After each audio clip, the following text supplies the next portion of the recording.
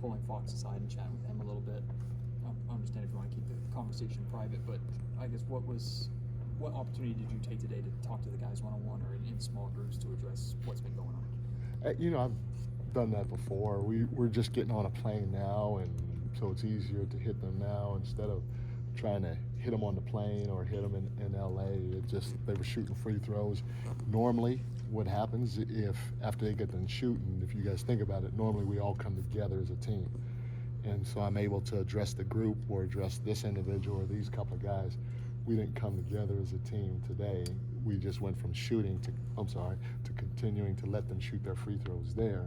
And then as soon as they got done, they were allowed to go get ready for the plane. And so that's all I did, just normal stuff, because we didn't come together.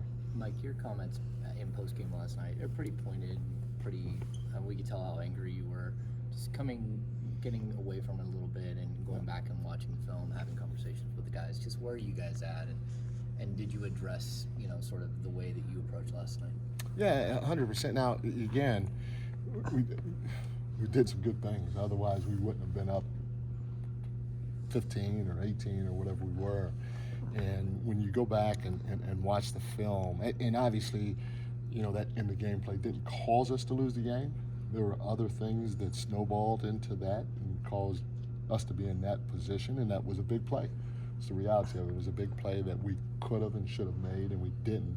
But we addressed it all, not just that play. We addressed all, everything that we felt we could have been a little bit better in throughout the course of the game. One of the things I thought watching the second half, I didn't think we moved the ball as well. Guys, we had 11 sprays in the second half, and literally probably 5 to 6 wide open shots. And we had 13 sprays in the first half, so for us to have 24 sprays, man, I'll take that every single game. Tough part about it, we were 5 for 13 in the first half and 2 for 11 in the second half. And when you touch the paint, move the ball the way that we did, and it hits the right people's hands and they're wide open, and you miss shots, it's tough.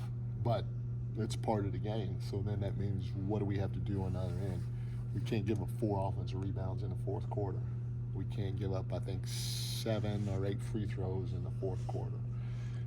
If a guy is hot, we can't play off of him in the fourth quarter and let him start his move and then us reacting to him, whether it's in transition or off a pin down or even in a pick and roll that we sort of switched in, we're body to body. And so there are some things that we did defensively where we know as a group we're a lot better. And then, there's a part of me, we're up 18, I think at the time. Beasley hits a 3. Then he come down in transition, and we're nowhere near him. And he hits another 3, but we stopped playing. And I was so upset. I always say, hey, stay even killed. And I got to stay even killed during that time. For 43 seconds, I probably should have let them play it out. It was bang, bang, back-to-back 3s. It goes from 18 to 12. And then we have to turn it over, and then it goes to 10, I think, at that time. So I kind of, in my opinion, know how our team is. That's why I took a timeout. Hindsight, I shouldn't have taken the timeout, so I could have had 2 going into the last 2 minutes. So that's where I got to get better. Could we have blitzed Beasley's pick and rolls? Maybe. The tough part about it, he hit, I think, 5. The first 3 that he hit, there's no way we could have blitzed him. We just got to be aware and be close to his body and play our defense. And if we do, it's a lot harder shot than what he faced. But you always think about that. And then, at the end of the game, it's like, maybe I could have ran this, maybe I could have ran that. So I got to make sure that I own up to my mistakes too, and try to correct them and help them throughout the course of the game a little bit better, just like they do too. And we're all in this together. We're all fighting for one common goal. And I thought that today we addressed the things that we needed to address. And the guys understand it. I understand it. We're on a better page, and we're ready to go play the Lakers.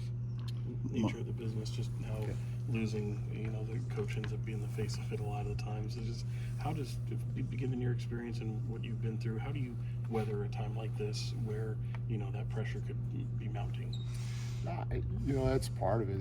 That's why I get paid the money that I get paid. But at the end of the day, you also know when you go through adverse times, you know who was there, who's truly there for you, because people will jump off the bandwagon quick, and the support wherever it may come from may not always be there, But that's part of what I have to deal with, not just for myself, but holding everybody together. And that's what I'm going to do, and I'm okay with anybody criticizing me because, again, I get paid to handle that. I get paid to get us through this. But whether it's anybody that's close, staff, players, friends, family, you'll be able to tell who was on the who jumped off a little bit when we had some trying times, and you just always remember that as you go forward, because you know who's truly in the foxhole with you and who's not. But at the end of the day, you best believe I'm gonna handle all the smoke, no matter where that smoke comes from, because that's what I'm paid to do. Mike, Coach Brown, do you sometimes have to relate to a player that it's okay to take accountability, because you always come out and explain, your mishaps or things like that. But do you have to go to a player or players and say, hey, it's okay to take accountability. Don't try to hold it in, but just express yourself. Yeah, you gotta remember I'm dating myself now, but I'm 54 years old, and I've been through a lot in this business. I've been through way more good times than bad times, but I've been through some bad times. And, I've been fortunate, blessed, lucky, however you want to call it, to be around great players and great coaches. And the crazy part about it, I've been around coaches that have won titles, and they have a lot of smoke that they got to face when their little stretch of adversity is not great. And so I've seen them handle it. I've seen the players handle it. And, you see older players in leadership roles or that are just a part of a roster. You see it in football all the time, especially from the quarterback. Throws a couple of interceptions. He says, hey, it's my bad. That's something that's a learned skill, and I started off with I'm 54 because I had to learn that too. As a young guy, you always just kind of look at the X's and O's and you try to spill those out. Well, sometimes the X's and O's may come from the head coach or the coaching staff, or sometimes they may come from a certain player or a group of players or the whole team. And to show that you're human means sometimes you got to show that you're vulnerable. And I think at the end of the day,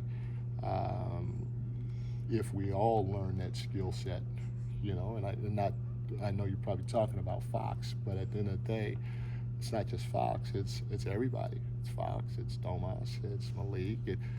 To be able to say, hey, you know what, I made a mistake here, I made a mistake there. That doesn't mean that it's all on them. But it's just acknowledging, yeah, I'm human, I made a mistake, I can be better, and I'm going to be better. That's something that you learn through experiences, and you learn from watching others and being around others that are okay taking on the accountability, because it's not easy. You got the pressure of the world on you, and like I said before, there's a lot of smoke there, and not many people want to handle that smoke or know how to handle that smoke. And but it's something that over time you're either going to learn it or you're not. And in my opinion, most great leaders have that skill set. They know how and when to be vulnerable or to accept accountability or whatever. But I think at the end of the day, all of our guys are more than willing to take it on. It's just a matter of understanding how and when. Mike, two questions. I think you're 4-7 since you made the last change of the lineup. How much thought are you giving to maybe going another direction, or is this something you want to keep sticking with for a while? No, I got to give thought to it, because the reality of it is, before I made the change, we were 6-6, and we lost a couple of games early on. When we were still finding our way, and when I said, make the change. I think Kevin started 12 games for us. That's the guy that's been there majority of the time. But it's something that I'm thinking about. But you know, I want to make sure that I don't overreact. You know, and I said this yesterday, you know, or the day before, I think, maybe yesterday. But you know, it's getting close to us, you know, having to put up or shut up. And so I can't wait too long because it is my job to continue to search and to continue to find the right combinations to put out there. Not saying that it's this guy's fault or that guy's fault, but sometimes mixing it up may bring a better end result because the pieces are different in terms of the rotation and the pieces fit better in terms of the rotation. So at the end of the day, it's something that, you know, that's in my head, but you know, I just want to make sure I'm not overreacting to a loss or to a stretch of losses. And then, you know, for really a couple seasons, you know, there's been a lot of talk about size and length with this team and whether, you know, maybe there's some deficiencies there. How much are you guys still feeling that, and how does that show up in your mind most on say, the defensive end? I like our team, you know, and I truly believe we can get it done with the guys that we have. And, you know, in terms of getting more size and length, I don't even think about that now. Obviously, yeah, you know, you'd like to have 7 guys that are Wemby size, but I hope I don't get fined for that. I'm not tampering. I'm just using him as a size example, but they can still play like Fox and still play like DeVar and all that. It would be good to have guys that big to make it a little harder, but at the end of the day, you know, we can get it done. And, you know, we look at how we played, we understand where we made mistakes and where we can be better. We don't have to, you know, be perfect on every possession, but we understand where we can be better. And, you know, I believe with our guys, it's going to translate. Hopefully it translates sooner than later. There's so much talk about the players today talking and communicating some of these issues. How much do you need to see that, like, in game from them? Like, for example, you bring up last night, the pace was good last 6 minutes. How much do you need to see that from guys during the game as opposed to after game reflecting? No, you know, you do, and there's, as a coach, there's only so much, and I think every guy in that locker room will tell you this. There's only so much you can do for them, all right, to put them in position to have some success. But in real time, they got to feel certain things. If there's a tough matchup for DeMar, and DeMar has the basketball, and I have a quote-unquote weaker and or smaller defender on me, look, I need to screw the play. Screw the ISO, I'm going to go sprint to a ball screen because I'm going to set a solid screen, let DeMar come off me, and get that better matchup that he has on him to switch and take me. Now I'm going to go to space. That guy's got to come with me, and now DeMar has a better opportunity of drawing a second guy on a double team and spraying it. And or if that doesn't happen, he's got an easier opportunity to score it. So offensively, those things need to happen better on the floor. Defensively, it's the same thing. If I'm guarding a hot guy and I don't start in the position that you need to start in guarding him, and I'm a step late and I get cracked, well, whoever set the screen on me, screw what our defense is. You just got to switch. You got to emergency switch, and you got to take them, and you got to take away the 3. As a coach, you can teach them that, show them that, we can drill it. But in real time, we all know that we have to make sure that we're better in those situations that aren't scripted, and that we have to just play off of instinct, and we will be better.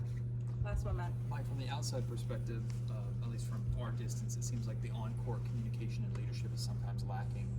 From your perspective on the bench, specifically with Fox and Sabonis and DeRozan mainly, do you feel that they are an extension of you and your coaching staff's voice on the floor, communicating with the guys what needs to happen and the accountability in-game, on the floor, outside of the bench? I think we're getting better with it, you know, and again, these guys haven't necessarily been in leadership roles on, you know, maybe DeMar has, especially in Toronto. I don't know how much he won in Chicago, but I know in Toronto they won at a pretty high level, and he and Kyle, I think, were the leaders of that team. But But you know, most of our team hasn't been in a position of leadership in an environment where there's been consistency on the winning side of the ball, and so it takes time. It takes other guys coming in that have won, and that's one of the things that Jay's good. Jay's been to 2 finals, and so listening to him talk at times is better than me talking, because it's from your peer. And so to be around guys that have won at a high level and know what they did when he was with that team in the finals, he was with 2 different teams in the finals, gives a different perspective than what I can say all the time, because I can keep saying it, but it's, you know, and I'm not their parents. I'm not their parents. I'm not their parents. I'm not their parents. I'm not gonna say it 26 times, but I'm not their parents. But you know, it's like, you know, if you're around somebody all the time and you're an adult or whatever, and they're not kids. They're not kids. They're not kids. They're gonna get tired of you or tune your voice out a little bit, and so to have some accountability amongst them on the floor and in the locker room is always a good thing, and you can't have enough of it.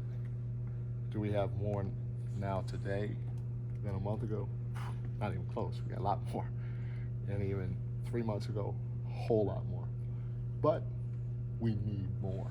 We need more, because at the end of the day, every team that I've been a part of as a coach, every successful team that I've been a part of as a coach, the leadership does come from the coach to a certain degree, but it more so comes from within.